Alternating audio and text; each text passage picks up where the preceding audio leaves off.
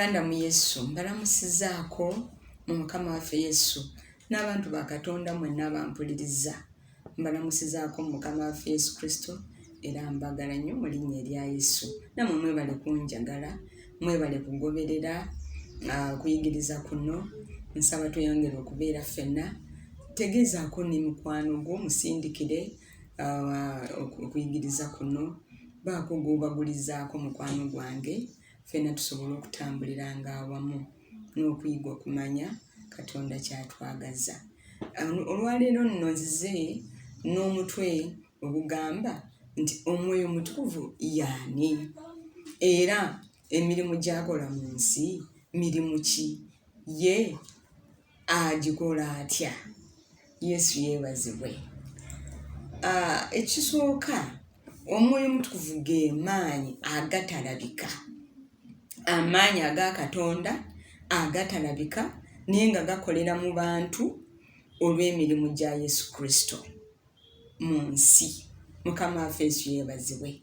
Kati amaanyi gano ag'Omwoyo Omutukuvu agakolera mu ffe abantu gaaliwo kuva mabega ng'ensi tennatondebwa, nga Bayibuli eyogera ku kutondebwa kw'ensi, Katonda ng'atonda. Munnanga amaanyi gano ag'Omwoyo Omutukuvu gaaliwo era katusomeyo uko tulabe. Olubereberye Essuula 1 akanyiriri kano akookubiri kagamba ensi yali njereere nga yeetabudde n'ekizikiza nga kibisse kungulu ku buziba, n'omwoyo gwa Katonda nga guseeyeeya kungulu ku mazzi. Mukama waffe Yesu yeebazibwe. Omwoyo gwa Katonda gwaliwo okuva mabega nga ensi tennaba kwawukana ku mazzi, Katonda tannaba kwawula lukalu na mazzi na buli kimu.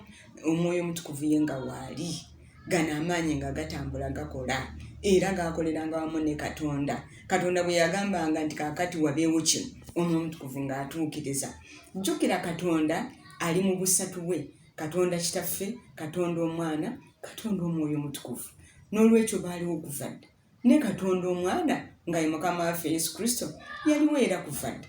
Njagala nkikukakasa ekyo mu kanyiriri 26 mu Ssuula 1 Bayibuli egamba kanyaako 26 ti Katonda n'ayogera nti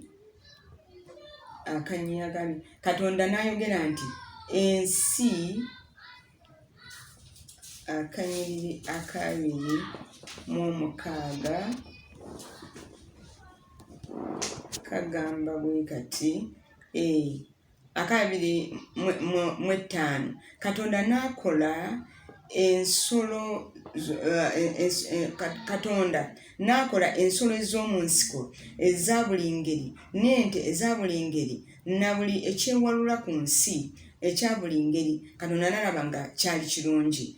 Awo Katonda n'ayogera nti tukole omuntu mu kifaananyi kyaffe, mu ngeri yaffe, afugenga eby'omu nnyanja n'ennyonyi n'eby'omu bbanga n'ente n'ensolo ez'omu nsiko na buli ekyewalula ku nsi. Yesu yeebazibwe ab'emikwano. Bayibuli eraze okumanya baali basatu, agamba nti kaakati tukole omuntu, tutonde omuntu mu kifaananyi kyaffe, Katonda Kitaffe, Katonda Omwana n'Omwoyo Omutukuvu. Ne batonda omuntu. Amaanyi ag'Omutukuvu nga weegali okutuukiriza ekyo era ne Yesu Kristo nga waali ng'ekigambo. Mukama waffe Yesu Kristo yeebazibwe. Era Bayibuli etulaga nti Katonda n'abumba omuntu n'enfuufu y'ensi mu Ssuula 2:7. Mukama Katonda n'abumba omuntu n'enfuufu ey'ensi n'amufuuwamu mu nnyindo omukka ogw'obulamu, omuntu n'alyoka abeera omulamu. Mukama Katonda n'asimba olusuku mu Edeni ku luuyi olw'ebuvanjuba n'ateeka omwo omuntu gwe yabumba. Mukama waffe Yesu yeebazibwe. Bayibuli egambye nti Katonda n'abumba omuntu n'enfuufu eno ey'ensi, n'addirwa ku mukka gwe n'aguteeka mu bbumba mu nfuufu eno, omuntu n'afuuka omukka omulamu. Kati amaanyi gano aga Katonda, Omwoyo Omutukuvu ono ye yeesonseka mu muntu. Kati omuntu n'asobola okussa, omuntu n'asobola okulaba, omuntu n'asobola okutegeera kwegamba obulamu ne butandika okukola. Buli katundu ak'omubiri Katonda ke yali abumbye ekabeera nga katandise okukola. Era n'amagezi g'omuntu nago ne gazibuka, n'atunula ng'alaba Katonda we ali awo. Bayibuli egamba etya mu ssuula ey'okubiri, tukyali mu lubereberye essula 2, katutandike ku kanyirira kano ak'omusanvu. Nti tutandikire akanyirira ke 15. Kanyiriri ka 15 kagamba nti akanyiriri ake 15 kagamba nti Mukama Katonda n'atwala omuntu n'amuteeka mu lusuku Edeni, alulimenga, alukuumenga, alulabirirenga. Mukama Katonda n'alagira omuntu n'amugamba nti buli muti ogw'omu lusuku olyangako nga bw'onooyagalanga, naye omuti ogw'okumanya obulungi n'obubi togulyangako, kubanga olunaku lw'oligulyako lw'olifa. Awo Mukama Katonda n'ayogera nti si kirungi omuntu okubeeranga yekka, n'amukolera omubeezi amusaanira. Yesu yeebazibwa b'emikwano. Bayibuli egamba nti Katonda bw'amala okutonda omuntu ono, olwo n'ayogera ekigambo n'amwanukula. Jjukira nti yali atonze ensolo, ebyewalula, ebibuuka, naye nga tewali kyayogera nakyo. Naye bw'amala okuteeka omwoyo gwe mu muntu, olwo ne batandika okusheyalinga, ne banyumya, ne boogera. Bayibuli egamba nti n'amutondera n'omubeezi amusaanira, n'amuwa ebiragiro, n'amugamba nti nkukoledde lyanywa, naye mu lusuku muno mulimu omuti gumu gw'otalina kulyako. Omuntu n'agamba nti weewaawo Mukama wange, sijja kukikola. Era Bayibuli eraga ebbanga lyayita ddene nga abantu bano bagondera Katonda waabwe, ajja n'abalambulako, ne banyumya n'abagaa nti muli mutya, nti gye tuli, nga bali bulungi era nga tebalina buzibu bwonna. Naye mu ssuula ey'okusatu kiki kyetugamba? Katulabe essuula ey'okusatu akasooka kagamba nti n'omusota gwali mukalabakalaba okusinga ensolo zonna ez'omu nsiko Mukama Katonda ze yakola, ne gugamba omukazi nti bw'atyo bwe yayogera Katonda nti tolyanga ku miti gyonna egy'omu lusuku. Omukazi n'agamba omusota nti tuyinza okulya ku bibala eby'emiti egy'omu lusuku, naye Katonda yagamba nti temulyanga ku bibala eby'omuti oguli wakati mu lusuku, newankubadde okugukwatangako muleme okufa. Omusota ne gugamba omukazi nti okufa temulifa, kubanga Katonda amanyi nti olunaku lwe muligulyako mmwe amaaso gammwe lwe galizibuka, nammwe mulibanga Katonda okumanyanga obulungi n'obubi. Omukazi bwe yalaba ng'omuti mulungi okulya era nga gusanyusa amaaso, n'omuti nga gwakwegombebwa okuleeta amagezi, n'anoga ku bibala byago n'alya, n'awa ne bba naye n'alya. Amaaso gaabwe bombi ne gazibuka, ne bategeera nga bali bwereere, ne batunga amakoola g'emiti, ne beekolera ebyokwambala, ne bawulira eddoboozi lya Mukama Katonda ng'atambula mu lusuku mu kiseera eky'akawungeezi. Omusajja ne mukazi we ne beekweka wakati mu lusuku, mu miti egy'omu lusuku, Mukama Katonda aleme okubalaba. Mukama waffe Yesu yeebazibwe. Bayibuli eraga nti waliwo eddoboozi ate nalyo lyafubutuka awalala. Bano nga bakyawuliriza eddoboozi lya Katonda ng'ajja n'abalaba, eriyo eddoboozi lyafubutuka. Lyafubutukira ate mu kintu ekirala, lyafubutukira mu musota. Omusota Bayibuli gweyogerako mu kubikulirwa essuula 12 katusomye tulabe akanyirira k'omusanvu. Kitabo eky'okubikulirwa essuula 12 akanyirira k'omusanvu kagamba bwe kati: ne wabaawo olutalo mu ggulu, Mikayiri ne bamalayika be ne batabaala ne balwanagana n'ogusota. Ogusota ne gulwana ne bamalayika baagwo, ogusota ne guwangulwa. gwo ne bamalayika baago ne batayinza kubeera nate mu ggulu n'ogusota ogunene ne gusuulibwa ogusota ogw'edda oguyitibwa omulyolyomi era Setaani omulimba w'ensi zonna ne gusuulibwa ku nsi ne bamalayika baago ne basuulibwa nagwo. Mukama waffe Yesu yeebazibwe.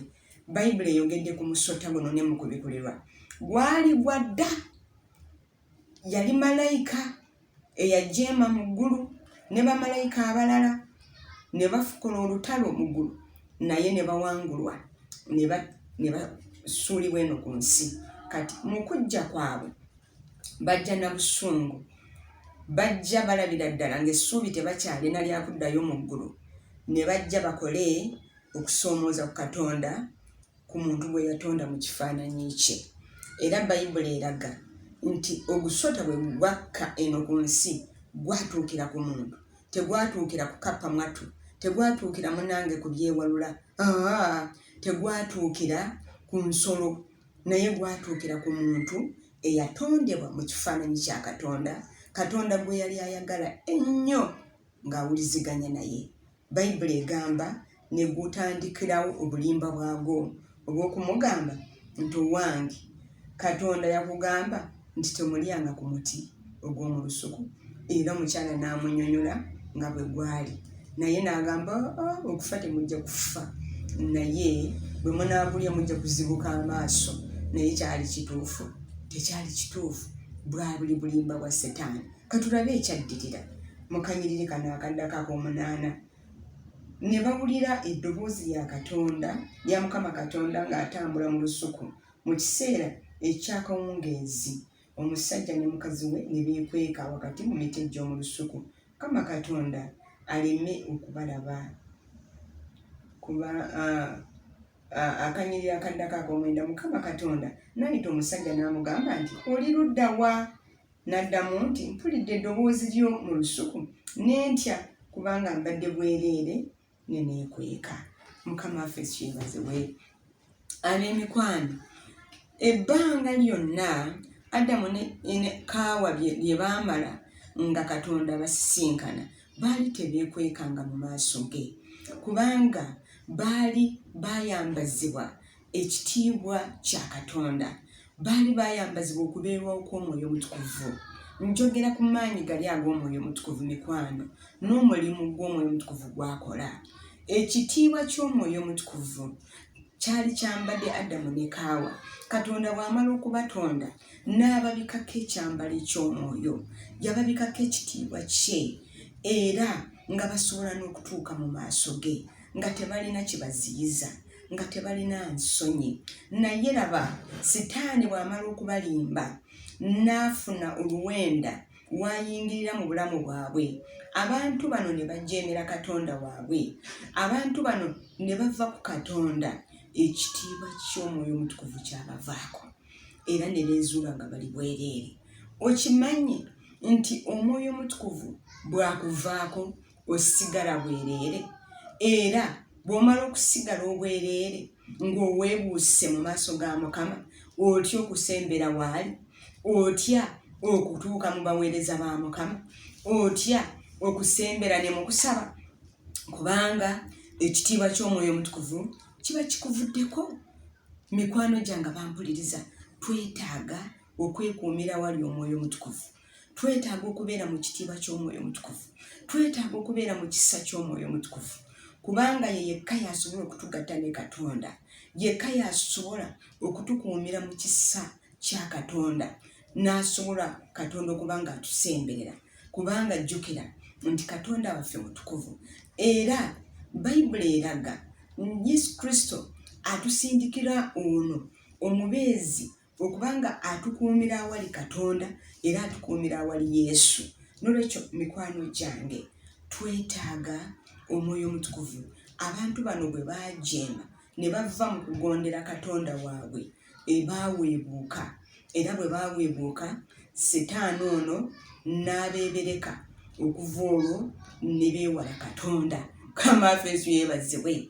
Osobola okwewala Katonda, osobola okwewala Omwoyo Omutukuvu, naye nga munda mu ggwe mwayingiddemu dda omusota, munda mu ggwe mwayingiddemu dda omulimba, munda mu ggwe mulimu omulyolyomi munange yakuleetera okwewala Katonda, yakuleetera okwewala Omwoyo Omutukuvu n'akusindikiriza n'olabira ddala ng'oli bwereere, n'olabira ddala nga tosaana, n'olabira ddala nga